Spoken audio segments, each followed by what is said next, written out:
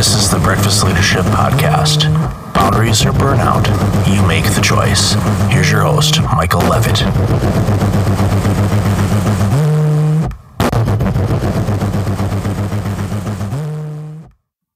Welcome to the Breakfast Leadership Podcast. My name is Michael Levitt, and today I've got Scott Eblin.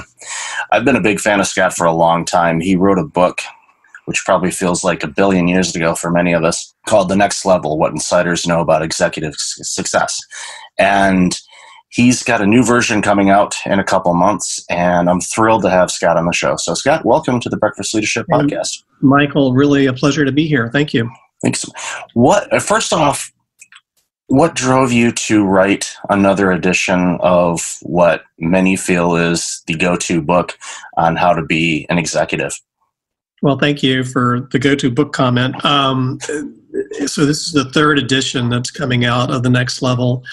And, you know, it's kind of hard for me to believe that I'm even have a third edition coming out. When I wrote the book originally in 2006, it's kind of been an evolution. When I originally wrote the book, the people I had in mind were the people I was working with as a coach, and they were people who were new to the executive level.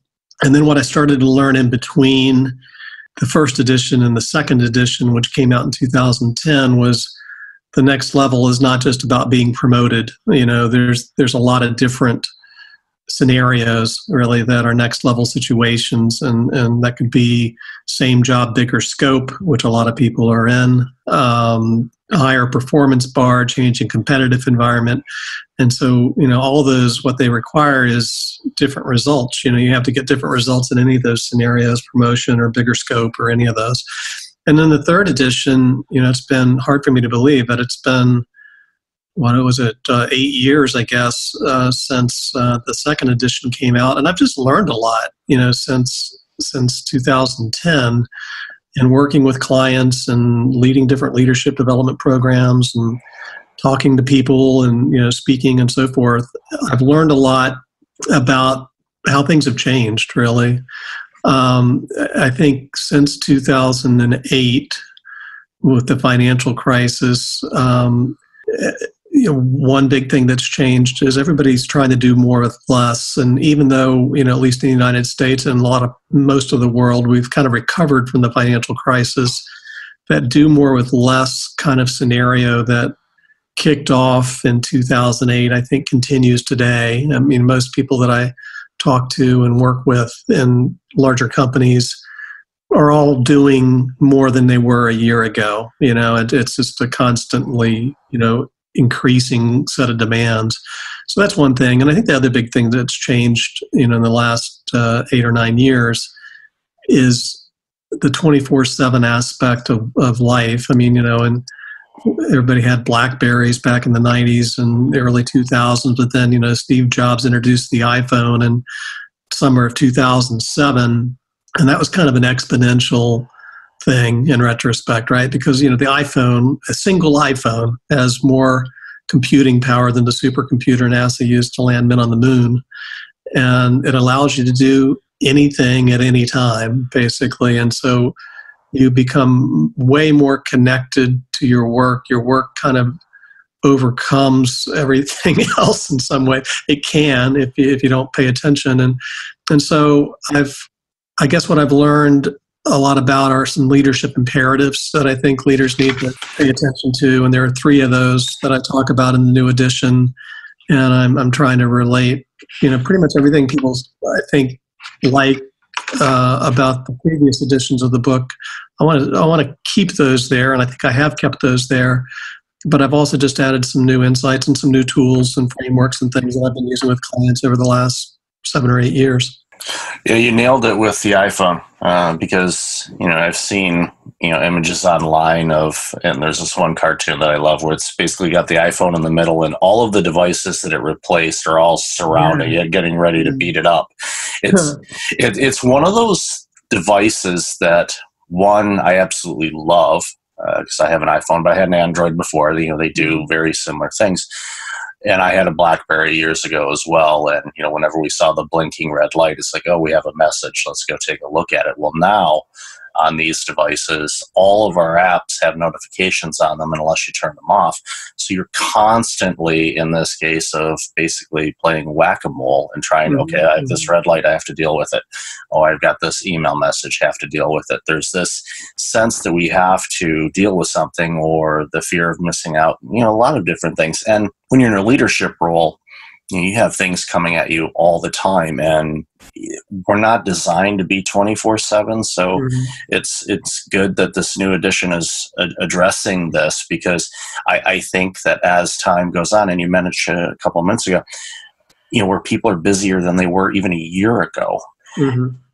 And gone are the days of, well, I'll just go to upper management or the board and say, okay, we need to hire additional. That seems to be a question or a comment that you don't hear anymore. It's like people won't even broach that subject. Although I'm sure that in some organizations they would say, yeah, it makes sense to do it, but everyone is still on that do more with less mentality that many organizations were forced to do back in 2008 and 2009 when things were crashing down pretty much everywhere you looked. Yeah, I mean, I don't know of any organizations that I work with that are adding layers of management. No. To the contrary, everybody is delayering, right? And there are lots of reasons for that. I mean, the economics can be one reason, but I think a lot of organizations feel like it's more efficient to delayer and so forth. But the impact of that, so I'm not arguing good or bad on delayering, but the impact of that on the individual leader can be pretty dramatic, right? And so, I talk about, like I mentioned a minute ago, I talk about 3 imperatives in the new edition for leaders, and they are managing yourself is number 1, and I think that's kind of the foundation of the pyramid, really. Leveraging your team is number 2, and then engaging your colleagues is number 3. And talk about leadership presence and breaking it down into personal presence and team presence and organizational presence. And so I'm really just trying to make it increasingly more clear and actionable for people about the things that they need, how they need to be spending their time and attention, no matter where they are as a leader, what level they are as a leader. Or an executive, but they've got to manage themselves. They've got to leverage their team. They've got to engage their colleagues. And I don't care how many layers you have in your organization, you got to do those 3 things. Yeah, and it's a good reminder for all the leaders listening is, and you mentioned this in your book and I wrote it down in my notes. Every day you come to work and you go, okay, what am I trying to accomplish here? What's my role? And okay, how am I showing up? Am I really here? Am I present, or am I scattered across the 80 things that are on my to-do list? What should I be working on today? What are things that I can do today to make tomorrow a little bit better? And I love the part about, really engaging your colleagues, because oftentimes leadership can feel like you are on an island because people are looking at you as the leader. You walk in, no matter what you think they're thinking, they're looking at you differently than they would a colleague because you're the leader of the organization. And sometimes I think, as a leader myself, we forget that. And we just go into work because we revert back to that old thinking back in the days when we were doing things and not directing things. And it's an easy trap to fall into. So it's a good reminder for us all. Yeah, I completely agree with you. And, I was actually just writing about that this morning in a blog post that I was working on. I was writing a post 5 questions to think about when you're taking on the top job, I think was the name of the post. And, one of the things to think about is the impact, how do I impact my team, or what impact do I have on my team? Because, I can think of myself, well, I'm still just Scott, or I'm still just Michael, I'm still me. Yeah, you are still you, but you're also you with this title that says Chief Executive Officer or Chief Operating Officer or Vice President or Senior Vice President of this or that. And people have stories about people in roles like that, right? Of course. And they recognize how much, or they assume, rightly or wrongly, that you have power and influence over their lives. And they're probably more right than wrong about that, right? And so it's just, yeah, you got to be super aware of that.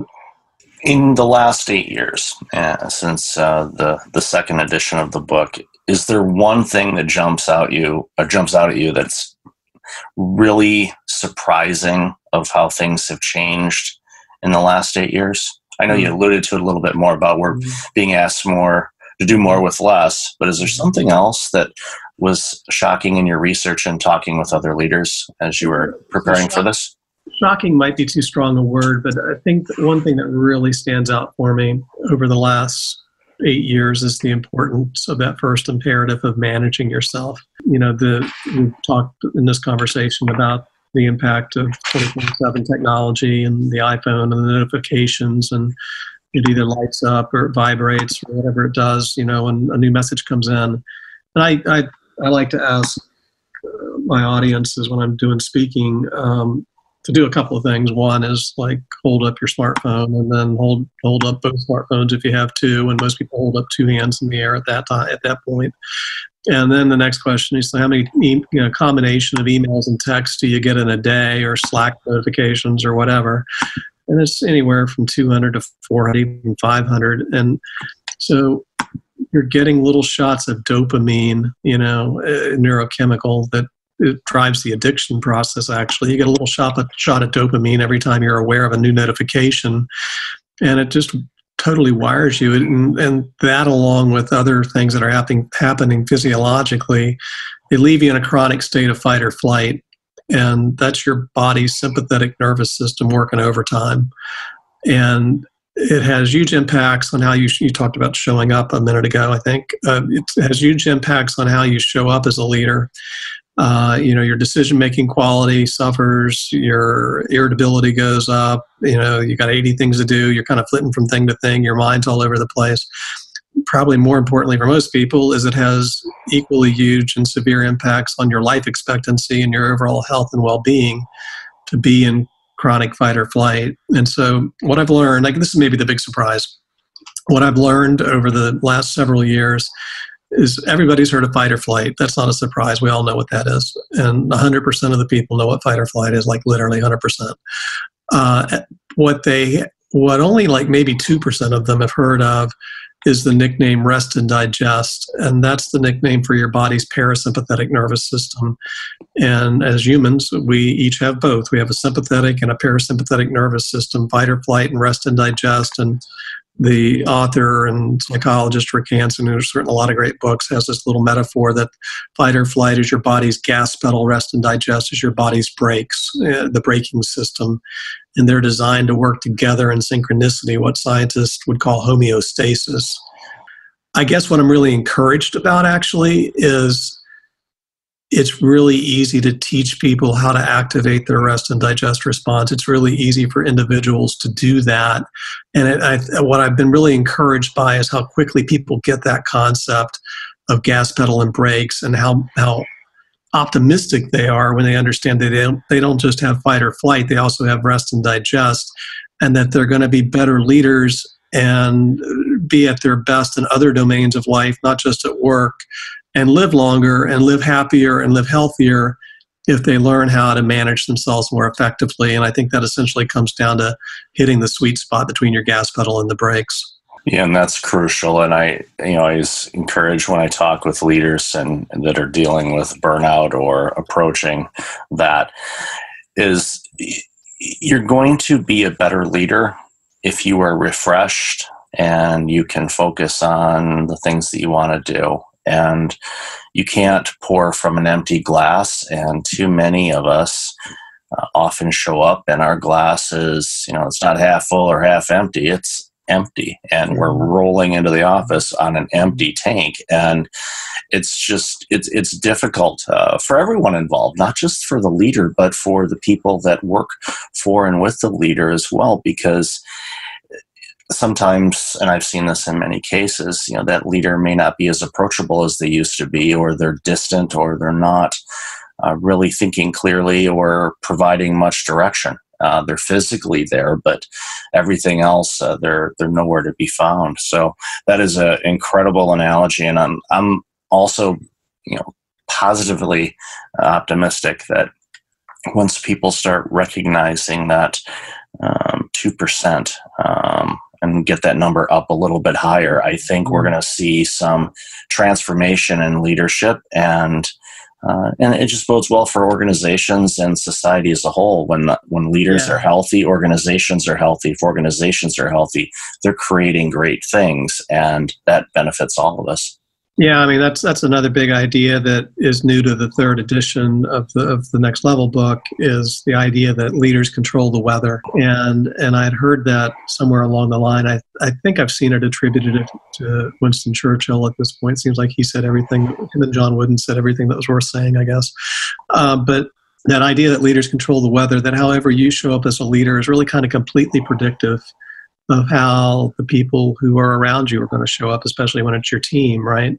And so to the degree that you can manage yourself more effectively and exhibit that and embody that, then like you suggested, Michael, it has this enormous positive ripple effect directly on your team and your organization, and indirectly on their teams and their families and the other people they come in contact with. It's this sort of this virtuous cycle.